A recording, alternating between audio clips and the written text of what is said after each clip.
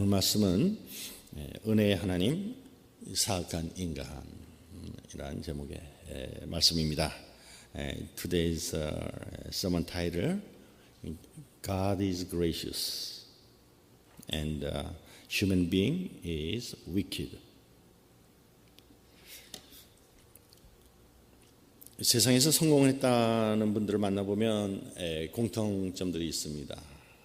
보통 이런 분들은 원칙의 사람들입니다. 사업도 그렇습니다. 사업, 이 비즈니스에 성공한 분들 보면 몇 가지 원칙을 딱 붙들고 이 원칙에 충실했기 때문에 사업에 성공하는 것을 보게 됩니다. 어떤 분은 내가 커스터머한테 약속한 것은 반드시 지킨다, 이 원칙 하나 붙들고서 이 사업을 크게 성공시켰다, 이렇게 쓴 글을 읽어본 적이 있습니다.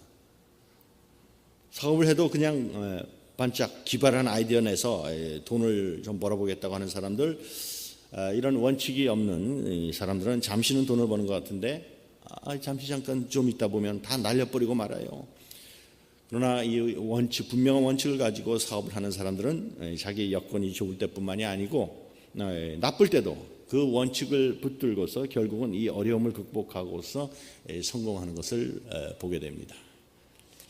그렇다면 우리 인생 전반에 걸쳐서 적용할 수 있는 이런 어떤 큰 원칙, 그런 성공을 가져다주는 그런 원칙이 없을까? 저는 한 가지 여러분에게 소개하고자 하는 것이 있어요.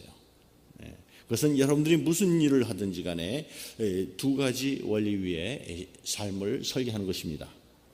그 첫 번째 원리는 하나님은 은혜로우시다.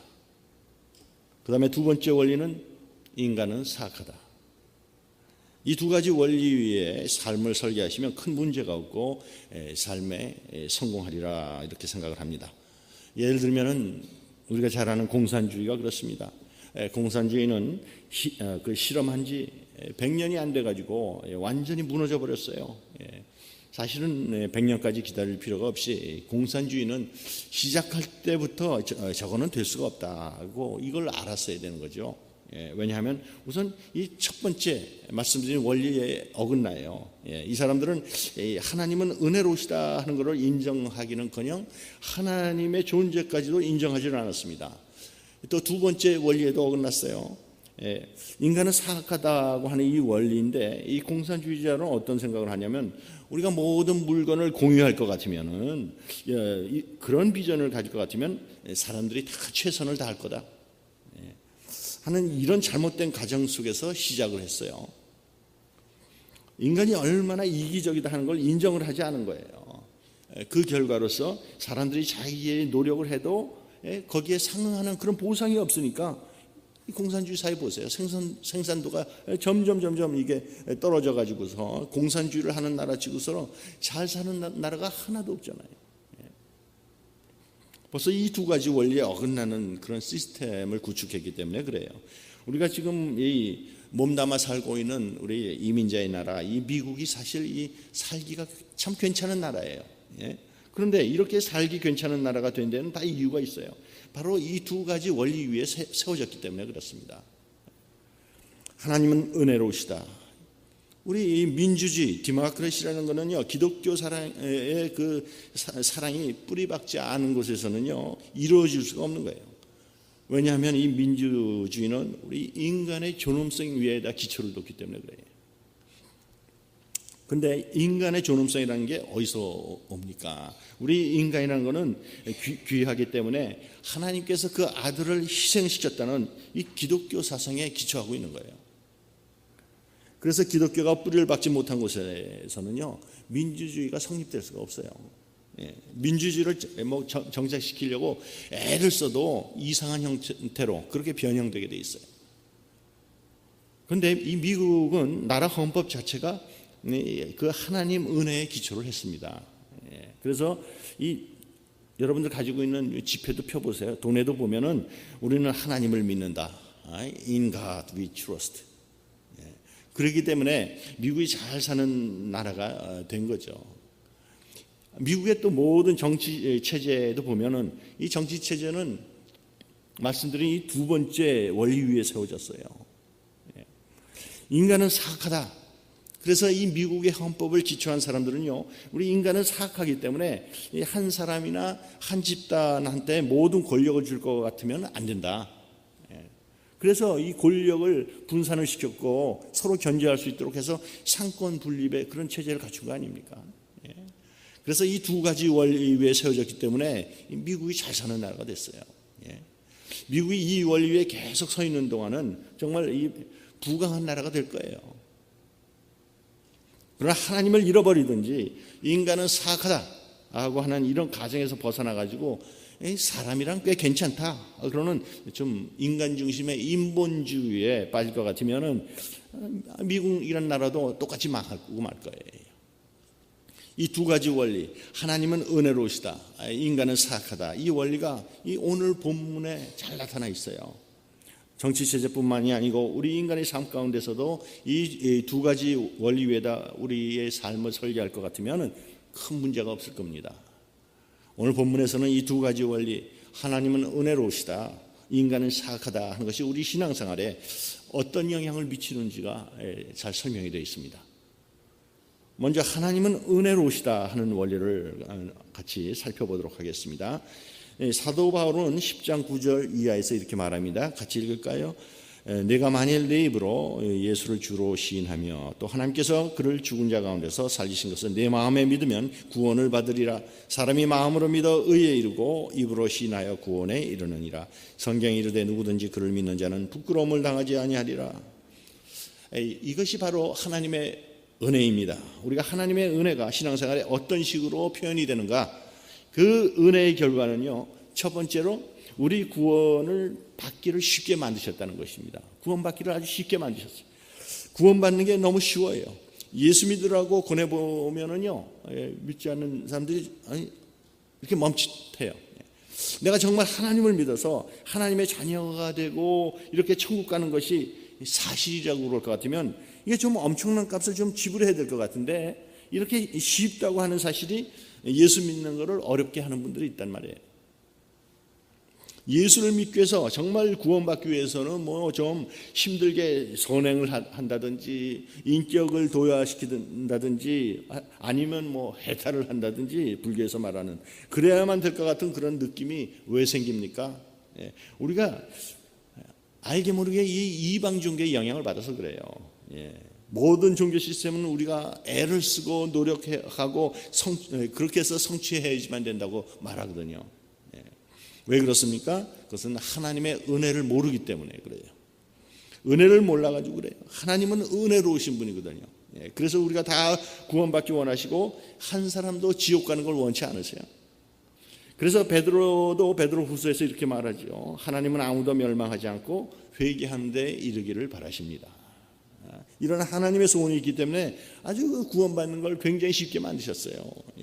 딱 두 가지만 하면 되게 만드셨단 말이에요. 두 가지가 뭐예요? 우리가 인사 나누는 거, 마음으로 믿고 입으로 시인하는 것입니다. 10장 9절 10절 다시 한번 함께 있습니다. 내가 만일 내 입으로 예수를 주로 시인하며 또 하나님께서 그를 죽은 자 가운데서 살리신 것을 내 마음에 믿으면 구원을 받으리라. 사람이 마음으로 믿어 의에 이르고 입으로 시인하여 구원에 이르느니라. 이 마음으로 믿어 의에 이르고 입으로 시인한다. 이게 얼마나 쉬워요. 얼마나 쉽습니까? 마음으로 믿음으로. 뭐를 믿어요? 하나님께서 예수님을 죽은 가운데서 살리신 것, 즉 부활을 믿는 거예요. 여기서 믿는다고 얘기할 때는 사실이 아닌 걸 사실이라고 생각한다는 그런 의미가 아니죠. 사실을 사실로 인정한다는 거예요. 우리 기독교 신앙의 핵심은 바로 이 중심이 예수님의 부활이에요. 예수님께서 부활하셨기 때문에 예수님은 하나님의 아들이다 하는 걸 우리가 알아요. 예수님께서 부활하셨기 때문에 예수님께서 십자가에서 돌아가신 것은 자기의 죄를 위해서가 아니고 우리의 죄를 위해서다 하는 것을 우리가 압니다. 예수님께서 부활하셨기 때문에 우리는 우리의 인생은 죽음에서 끝나지 아니하고 우리는 반드시 부활할 것이다 하는 것을 믿는 것입니다. 기독교의 반석이 예수님의 부활이라는 것은 역사적인 사실이에요. 그래서 이런 부활을 무시하든지 이런 부활을 제외한 어떤 신앙은요, 이 기독교적인 색채를 갖추고 있을지는 모르지만 얼마 있다가 그저 사라지고 말아요. 그래서 우리가 마음으로 예수님이 정말 부활하셨구나 하는 것을 믿는 것입니다. 그 다음에 두 번째는 입으로 고백하는 거예요. 속으로가 아니에요. 속으로 우물우물 하는 게 아니라 입으로 딱 고백하는 거예요. 이게 무슨 말이에요? 공개적으로 시인하라는 거예요. 기독교는 고백의 종교라 이렇게 말하죠. 우리가 고백의 가장 구체적인 표현이 바로 이 세례 받는 거예요. 세례의식. 무엇을 고백합니까? 10장 9절에 보면은 입으로 예수를 주로 시인하며, 그러니까 예수님은 주님이시다. 나의 주님이시다. 예수님을 내 인생의 주님이시라 이렇게 고백하는 거예요. 이제는 예수님께서 내 인생의 주도권을 가지셨고 이분이 내 인생의 주인이다 하는 걸 고백하고 나는 이제부터 예수님 밑에서 순종하면서 살겠습니다. 내가 이런 고백할 때 예수님하고 나는 주종의 관계에 들어가게 돼요. 그때부터 우리에게 이제 평안이 시작되죠. 평안함. 왜냐하면 내가 내 인생의 주인 노릇을 하고자 하는 동안에는 우리 머리가 복잡해요. 아주. A라는 일을 내가 해야 좋을지 B라는 일을 해야 좋을지, 또 내가 지금 A라는 길로 가야 될지 B라는 길로 가야 될지, 또 내가 B라는 길을 선택하고 난 다음에도 과연 이것이 어떤 결과가 생길 것인지, 생각이 많고 이렇게 복잡해요. 그래서 이 막 스트레스가 그래서 쌓여 있는 거예요. 혈압도 올라가고 그다음에 뭐 위궤양도 생기고 그렇게 되는 거예요. 근데 예수님을 주님으로 딱 영접을 해가지고 우리가 예수님하고의 주정관계에 들어가면 그 다음에 우리 생활이 아주 심플해져요. 단순해지고 생각이 아주 편해지고. 그런데 왜 그럴까? 종은요, 지금 주인인 나를 향해서 하라고 하신 것이 무엇인가, 이것만 발견하면 되는 거예요. 종은. 이거 얼마나, 그러니까 이게 심플하고 간단해. 지금 나를 향하신 주님의 뜻이 뭔가 이거 발견하고 거기에 순종하면 돼요. 종이 순종하면은 그 다음에 책임은 주인이 져줘요. 이것이 이제 주종관계예요. 종은 순종하고 주인은 책임져 주시고, 그 다음부터 우리에게 이 평안한 피스, 평안이 시작이 돼요. 주위에 한번 보세요. 여러 가지 이유로 되면서 예수 믿기를 주저하시는 분들은, 교회 다니는데도 특별히 나는 예수 믿는 것 같기도 하고 안 믿는 것 같기도 하고 애매해 하시는 분들, 10중 8구는 그런 태도면 그건 안 믿는 거예요. 10중 8구. 그런 분들은 열심히 전도하셔서 한번 이렇게 딱 모여서 우리가 예수 영접 모임 가져야 돼. 예수 믿기 원합니다. 예수님 영접하기 원합니다. 이런 헌신, 이 헌신의 예식을 우리가 갖도록 해야 돼요. 그래서 그런 분들을 예수님을 주님으로 영접하는 그럴 복을 맛보게 하시는 여러분들 되시기를 부탁드립니다.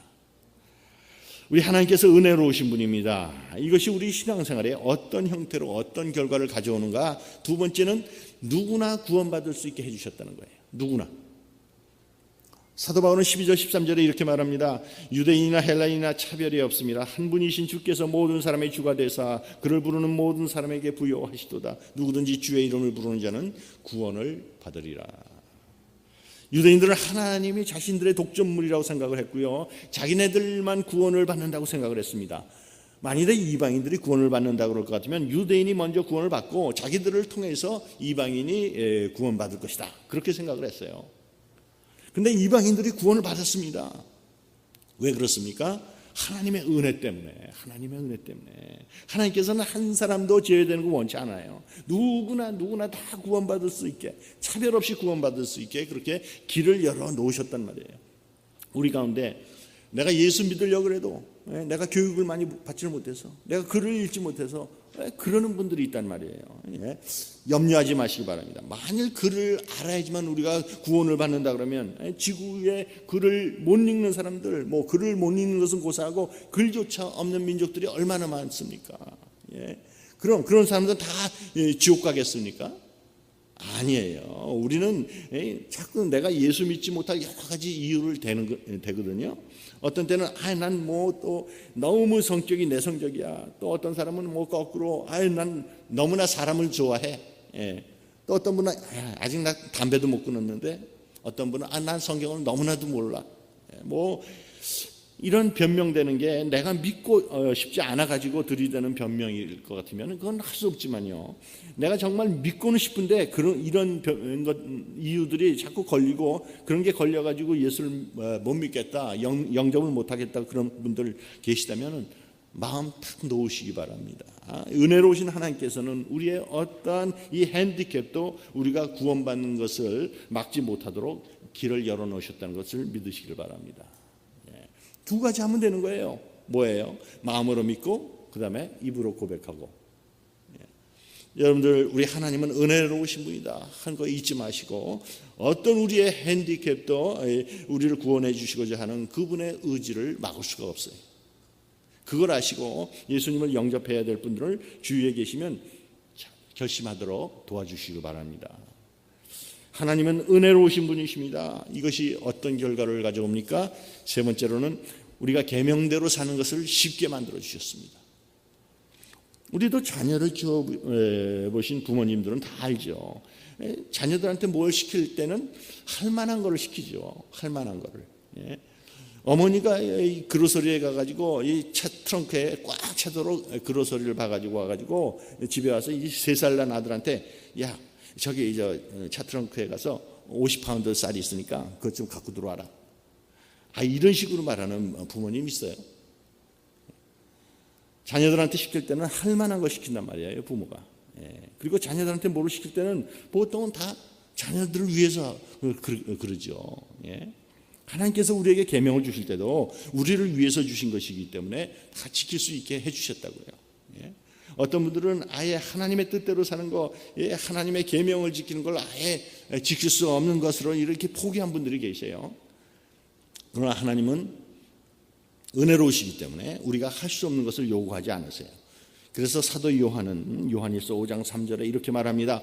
하나님을 사랑하는 것은 이것이니 우리가 그의 계명을 지키는 것이라. 그의 계명들은 무거운 것이 아니로다. 무거운 것이 절대 아니에요. 유대 사람들은요, 이 계명을 짐으로 생각을 했고요, 아주 힘들어했어요. 그러나 은혜로우신 하나님을 알았으면은, 진정으로 알았다면 그러지 않았을 거예요. 구약 시대에 살았던 사람들은 이렇게 살면 됐어요. 이 계명이라는 거 우리를 위해서 주셨구나. 계명대로 살면 복이 내리는구나. 그리고 그대로 사는 거예요, 구약 시대. 그러다가 그걸 힘들어서 그렇게 못 살면은 아직 메시아 예수님이 안 오셨으니까 하나님께서 처방해 주신 대로 그리스도의 보혈 대신에 짐승을 잡아서 피를 흘려가지고 그렇게 그런 방법으로 용서받으면 됐어요. 그리고 또 주님의 뜻대로 살려고 애쓰고 그랬습니다. 구약시대 은혜로우신 하나님을 신뢰하면서 믿으면서 살아가면 됐다고요, 구약시대. 그런데 그렇게 살면 되는데 유대인들은 어떻게 했습니까? 9장 32절에 보면 그들은 믿음으로가 아니라 행위로 의에 이르려 했기 때문입니다. 또 10장 3절에 보면 그들은 하나님의 의를 알지 못하고 자신의 의를 세우려고 힘을 쓰면서 하나님의 의에는 복종하지 않았습니다. 오늘 보면 10장 6절에 보면요, 믿음으로 말미암는 의는 이같이 말하되 내 마음에 누가 하늘에 올라가겠느냐 하지 말라 하는 말, 이 사도 바울이 사실은 이 말씀은요, 신명기 30장 12절을 갖다가 인용하면서 말씀한 거예요. 이 신명기 30장 12절에 무슨 말이냐면, 모세가 말하기를 하나님의 계명을 지키는 것이 무슨 산에 등반, 이렇게 산에 올라가는 것처럼 뻘뻘 땀을 흘리고 그러는 힘든 것처럼 생각하지 말라. 그런 얘기예요, 이게. 이게 주제예요. 하나님께서는 이 구약 시대에도 이 계명을 복으로 주셨단 말이에요. 그렇다고 그러면 예수님께서 오셔서 이 죄와 이 사단과 죽음을 정복하시고 이 성령을 부어주신 이 시대에 사는 우리들이야말로 정말 이 하나님의 뜻대로 사는 것이 짐이 될 수가 없는 거죠. 어떻게 살면 됩니까? 주님의 뜻대로 살면. 우리는 주님이 우리에게 계명을 주신 것은 우리를 위해서 주신 것이다. 이걸 인정하는 거예요. 그러나 우리는 주님의 뜻대로 살 능력이 또 없다는 것도 인정하는 겁니다. 그래서 예수님을 주님으로 영접을 해서 내가 예수님을 주님으로 영접하면은 나의 죄가 깨끗이 용서받는다 하는 것을 우리가 믿는 것입니다. 용서받을 뿐만이 아니고 이제는 하나님께서 우리를 의롭게 해주셔서 모든 계명을 다 지킨 사람처럼 봐주신다는 거예요. 그걸 믿는 겁니다. 그 다음부터 주님의 계명대로 사는 것은 하나님께 잘 보이기 위한 게 아니고 내가 복받기 위한 것이다 하는 것을 깨닫는 것입니다. 그리고 이제는 내 힘을 의지하지 아니하고 이제 성령 충만함을 받아서 주님의 계명대로 살아가는 거예요. 그러다가 그대로 못 살면 또 하나님께 고백하고 다시 한번 예수 그리스도의 피로 씻음 받아서 우리가 용서받는 거예요. 툭툭 털고 일어나는 거예요. 또 우리가 주님의 뜻대로 사는 것은 짐이다, 부담이다, 불가능하다 이런 생각들 깨끗하게 지워버리시고 은혜로우신 하나님은 우리가 할 수 없는 것을 절대 요구하지 않으신다는 것을 아시고 하나님의 계명을 기뻐하시고 즐거워하시고 계명이 주는 축복을 다 누리시는 여러분 되시기를 축원합니다. 또 하나님은 은혜로우시다. 그 결과가 무엇인가? 네 번째로 그렇다면 이러한 은혜를 우리가 전해야 되지 않겠냐? 전해야 되지 않겠냐? 이 은혜를 전하는 것을 뭐라 그래요? 전도다 이렇게 말하죠. 우리가 전하는 메시지가 무엇입니까? 에베소서 2장 8절과 9절에 보면은 너희는 그 은혜에 의하여 믿음으로 말미암아 구원을 받았으니 이것은 너희에게서 난 것이 아니요 하나님의 선물이라. 행위에서 난 것이 아니니 이는 누구든지 자랑하지 못하게 하려 함이라. 하나님께서 우리에게 구원을 선물로 주셨다는 거 우리가 그걸 전하는 게 이게 전도예요. 찬송가 508장에 보면은요 우리가 지금은 나그네 되어도 이런 찬송이 있는데 이 후렴에 이렇게 되어 있습니다.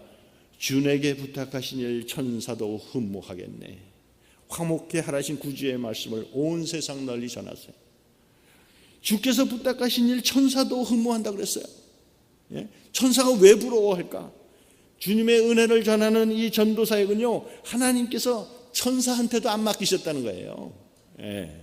오직 우리 인간에게만 맡기셨단 말이에요. 이 전도의 일만큼은 하나님 자신이 직접 절대로 안 하세요. 우리를 통해서만 하세요. 우리들은 귀한 직책을 받았습니다. 그래서 복음을 전한다, 전도한다 하는 것은 우리의 특권이에요. 특권.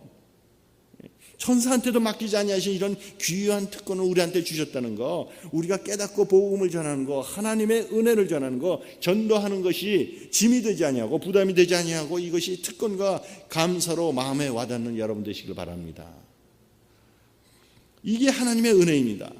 하나님께서 이렇게 은혜를 베풀어 주셨는데 사람들은 이 은혜를 거부해요. 이스라엘 사람들이 그랬습니다. 오늘 10장 16절에 보면 그러나 그들이 다 복음을 순종하지 아니하였도다. 이사야가 이르되 주여 우리가 전한 것을 누가 믿었나이까 하였으니. 그러면 이스라엘 사람들이 복음을 거부한 것은 복음을 못 들어서 그런가? 아니다. 이렇게 사도 바울은 말해요. 18절에 그러나 내가 말하노니 그들이 듣지 아니하였느냐? 그렇지 아니하니 그 소리가 온 땅에 퍼졌고 그 말씀이 땅끝까지 이르렀도다 하였느니라. 그러면 이스라엘 사람들이 듣기는 들었는데 이해를 못해서 그랬는가? 사도 바울은 아니다 또 말씀합니다. 19절에 그러나 내가 말하노니 이스라엘이 알지 못했느냐? 먼저 모세가 이르되 내가 백성 아닌 자로서 너희를 시기하게 하며 미련한 백성으로서 너희를 노엽게 하리라 하였고 이사야는 매우 담대하여 내가 나를 찾지 아니한 자들에게 찾은 바 되고 내게 묻지 아니한 자들에게 나타나노라. 무슨 말입니까? 내 백성이 아닌 사람, 찾지 않는 사람, 구하지 않던 사람 누구예요? 이방인을 말하는데 사도 바울은 묻는 것입니다. 이렇게 이방인들도 듣고 이해하고 믿었다 그러면 어떻게 이스라엘 사람들이 이해를 못해가지고 이방인들이 믿었다고 말할 수가 있느냐? 지금 그 얘기하는 거예요. 그러면 왜 하나님의 이런 은혜를 우리가 거부를 합니까? 우리 인간이 사악해서 그렇습니다. 이것이 바로 두 번째 원리예요. 사도 바울은 10장 21절에서 이렇게 말합니다. 이사야는 하나님께서 이스라엘에 대해 이르되 순종하지 아니하고 거슬러 말하는 백성에게 내가 종일 내 손을 벌렸노라 하였느니라. 하나님의 은혜를 거부하는 것은요 예수님을 거부하기 전부터 이 하나님이 보낸 예언자들 다 거부했어요. 이스라엘 백성이. 왜 그랬습니까? 한마디로 사악해서 21절의 말씀이 그러니까 무슨 뜻이에요? 하나님께서 지금 인간을 향해서 허그하자고 그러시는 거예요. 허그하자고 이렇게 손을 벌리신다는 거예요. 근데 다 모른 척해요. 거부해요. 이걸 보고 이제 어떤 목사님이 이런 얘기를 하더라고요. 재밌는 얘기. 예수님께 하나님이 인간을 얼마나 사랑하십니까? 이렇게 물으니까 예수님께서 이만큼 그러니까 인간이 이 손에다가 그냥 무슨 꽝꽝 박아버렸다는 거예요. 손을 버리니까. 그것이 바로 우리 인간입니다. 인간은 사악하고 은혜를 은혜로 갚을 줄을 몰라요. 근데 요즘에 제가 참 제 자신도 은혜를 모르는 사람이다 하는 걸 절실하게 느낍니다.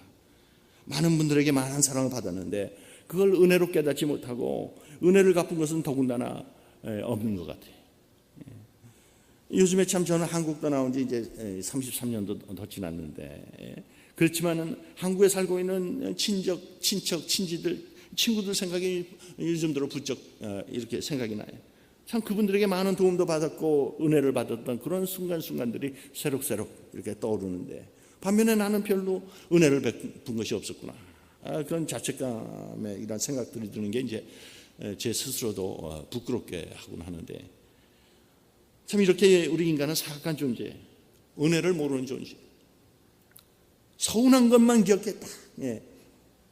그리고는 은혜를 잊어버리는 그런 존재. 근데 이 두 원리 위에 삶을 세우면 거꾸로 역설적인 결과가 생깁니다. 첫 번째가 뭡니까? 우리가 정말 무조건의 사랑으로 사랑할 수 있게 돼요. Unconditional love. 이 자녀들에게 정성을 쏟았던 부모들 치고요, 아주 지극정성을 쏟았던 부모들 치고 나중에 자녀들이 장성한 다음에 이 마음에 상처받지 않은 분들이 거의 없어요. 외아들에게 있는 정성을 다 쏟았는데 그러면서 마음속에 은근한 기대는 그래도 이놈이 크면 그래도 은혜를 알겠지. 근데 은혜는커녕 그렇게 정성을 쏟아서 키워놓으니까 장가가고 난 다음에는요 완전히 마누라 편이 돼버려요. 그런 데서 오는 그런 배신감 같은 거. 또 친척들을 미국에 초청하는 경우도 마찬가지예요. 한국에서 살면은 어렵다는 거 알고 초청장 보내서 데려오고 그다음에 자립할 때까지 도와주고 나름대로 꽤 수고도 하고 희생도 했지만, 이렇게 초청 회원분들이 자립하고 난 다음엔 미국 이렇게 왔는데도 충분히 도와주지 않았다고 돌아다니면서 욕하고 다녀. 그리고 그 집에 발을 끊어요. 그럴 때 느끼는 이런 배신감 같은 거. 자녀들을 키워놔도 이 말짱 헛것이라는 거 알면서도 자녀를 사랑하고 보살펴 줄 때 바로 이 사랑이 주님의 하나님이 우리에게 보여주신 그런 은혜의 사랑이고 무조건의 사랑이 되는 것이죠. 친척들 미국에 데려와봤자 골치만 아프고 욕만 먹을 거다 하는 걸 알면서도 데려다가 이 자립을 할 수 있도록 도와줄 때 이것이 바로 하나님의 은혜의 사랑이고 무조건의 사랑이 되는 줄로 믿습니다. 우리 인간은 사악하다 하는 걸 알 때 우리는 비로소 하나님이 우리에게 보여주신 은혜의 사랑, 무조건의 사랑을 실천할 수 있게 되는 것이죠. 또 우리가 인간은 사악하다, 은혜를 모르는 존재다 하는 것을 알고 날 때 생기는 두 번째 유익이 있습니다. 이 참된 기쁨을 맛보게 된다는 거예요. 참된 기쁨을. 우리 주위에서는 그래도 은혜를 잊지 않고 갚으려고 애를 쓰는 분들이 간혹 있어요. 그래서 그런 은혜를 뜻하지 않게 받으면은 기대를 하지 않았던 거기 때문에 이게 다 기쁨이 돼버리는 거예요. 은혜를 기대했던 사람은 누가 갚으면 그거 당연한 거다 이렇게 느껴지잖아요. 근데 거꾸로 갚지를 않을 것 같으면 막 분노가 치솟는다고. 분노가. 인간은 사악한 존재다, 은혜를 모르는 존재다 하는 걸 분명히 알고 그런 가운데서 우리가 인생을 구축해 나가면은 어떤 분이 은혜를 잊지 않았을 때 이게 굉장히 큰 기쁨으로 다가오는 거예요. 선물 얘기를 하면 어떤 분들은 조금 오해도 할 수 있을까 조심스럽기도 하지만, 보통 이제 크리스마스 같은 시즌이 오면 교회에서도 성도들 사이에 선물들이 오고 가고 그러면서 또 어떤 경우는 목회자한테도 선물하는 분도 있고 그렇습니다. 왜 안 그래도 되는데 굳이 선물을 하려고 그럴까? 이렇게 생각을 해봤어요. 그것은 영적으로 은혜를 받았다고 느껴서 이제 감사의 마음을 표시하는 거구나 이렇게 이제 생각이 드니까 이 마음에 너무나도 기쁜 거예요. 그러니까 이 감사한 마음이 우러나오고, 선물이라는 게 그렇잖아요. 그래서 우리 인간은 이 사악한 존재다, 은혜를 모르는 존재다. 그런 가정 가운데 우리가 살아갈 때 이렇게 참 은혜를 맛보고 참 기쁨을 맛볼 수 있다는 게 얼마나 귀한 일인지 모르겠어요. 우리 사랑하는 성도님들, 하나님은 은혜로우신 분이다. 사람은 사악한 존재예요, 은혜를 모르는 존재다 하는 이러한 원리를 다 느끼시고 이 기초 위에 인생을 구축하셔서 정말 주님이 우리에게 보여주셨던 이런 무조건의 그런 사랑을 부어주면서 살아가시고, 그 다음에 하나님께서 가끔 허락하시는 또 그런 은혜 갚는 그런 큰 기쁨도 맛보시면서 살아가시기를 주님의 이름으로 축원드립니다. 아멘. 기도하겠습니다. 하나님 아버지, 하나님 참 은혜로우셔서 우리들이 구원받기 쉽게 만들어 주셨습니다. 또 누구나 구원을 받을 수 있도록 만들어 주셨습니다. 저희들도 주님의 계명대로 살아가는 걸 아주 쉽게 만들어 주시니 참 감사합니다. 이런 은혜를 우리에게 부어주셨으니 저희들이 하나님의 크신 은혜를 세상에 전하는 것이 마땅하다고 믿습니다. 아버지 하나님, 저희들 우리 인간은 사악하다는 거 인정합니다. 하나님의 은혜를 거부할 때가 많습니다. 사실 저희는 은혜를 모르는 존재였습니다. 우리들이 삶을 살아가면서도 하나님은 은혜로우시고 이 인간은 사악하다는 이 두 원리를 기억하면서 살아가게 하옵소서.